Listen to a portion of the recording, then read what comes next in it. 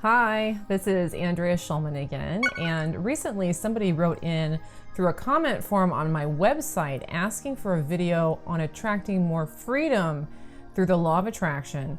And the question is this: I want to ask you if you can do a video about getting freedom with the law of attraction, because my parents are very strict when it comes to me.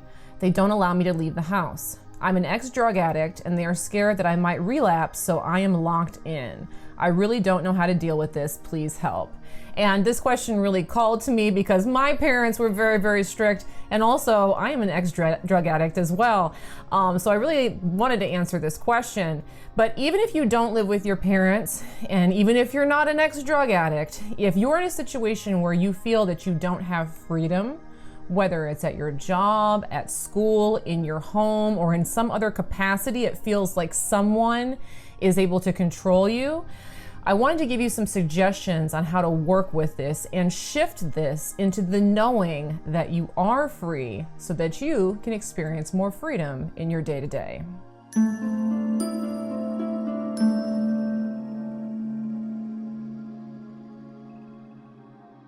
All right, now the first thing that we have to identify here is that if we're in a situation where we feel like we're being subjugated, that we're imprisoned in some capacity, that we have to do what other people tell us to do, or we're stuck somewhere and we can't go wherever it is that we want to go, the first thing we have to do is understand that that's simply a belief in bondage. It's a belief that other people control me. It's a belief that I don't have freedom and that other people can control me. Now, if you're like this person who wrote in and you have strict parents, or if you were raised in some kind of environment like that, and many of us were in some capacity or another, it's only normal that you may really start to buy into the idea that you don't have freedom. Perhaps even to the point where you end up locked in a house, or end up in prison, or end up somewhere else where you have what appears to be really zero freedom. If we can start to shift our mentality into understanding that we are free, then reality will shift around us and we'll find ourselves with more and more freedoms to reflect that new belief. All right, so if you've been wanting to experience more freedom, I'd like you to take this one scenario that feels like you have the least amount of freedom. Maybe you have a teacher that's very controlling, or you have a boss that's very controlling, or a parent who's very controlling. I want you to take that one very heated, very controlled feeling situation. And what we want to do is we want to start to understand that we're not without choice, because freedom always means that we have choice. And so one of the things that can be very helpful is in identifying the choices that we have. If you have the moment to grab a piece of paper and a writing utensil, that would be great, because I'm going to give you a quick exercise that you can do to help outline these choices. If you've got something to write with, that's great.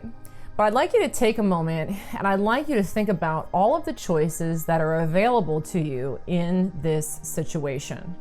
Now, there's the default choice, the choice to stay where I am, do as I'm told, do what I'm being asked of, handle the situation that I've been handling it. That's an option. You can write that down.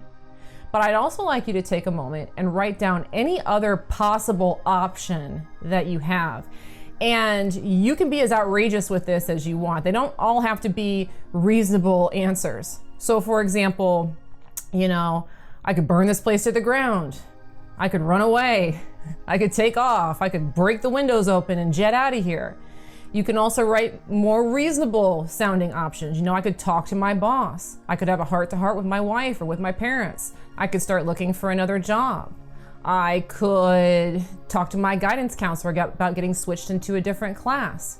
But sit there and outline as many options as you technically have available to you. Some of them are going to be very outlandish, but take a moment, if you can, and pause the video and write down as many options that you could possibly think of in regards to this situation.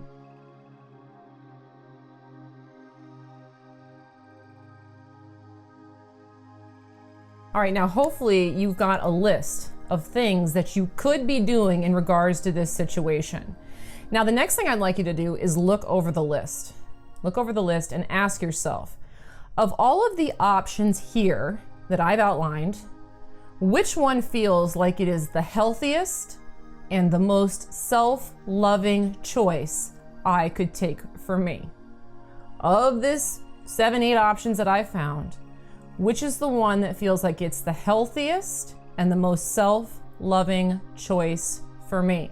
Now, you may find in looking at this list that exactly what you're doing is the healthiest and most self-loving choice.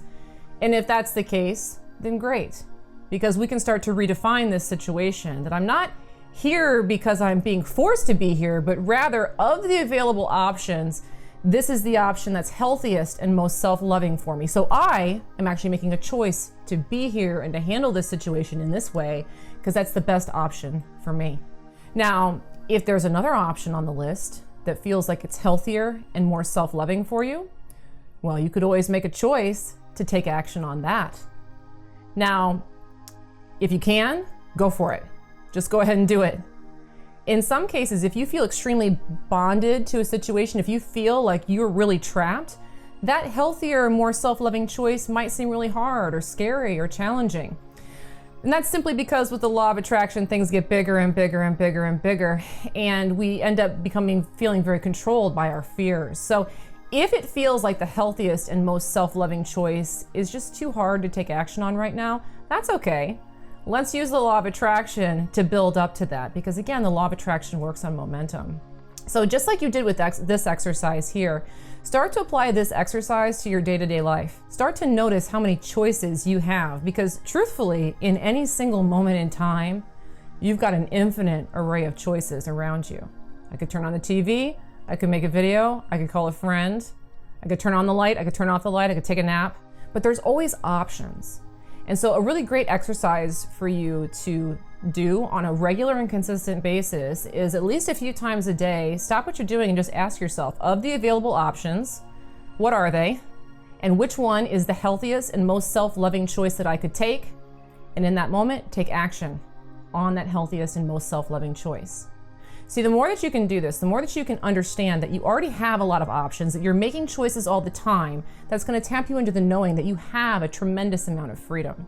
The more you focus on your options, the more options will be presented to you, and the less restricting situations will be present in your reality. Additionally, the more that you choose to make the healthiest and most self-loving choice of the available options, the more you're going to be using your freedom to your highest advantage.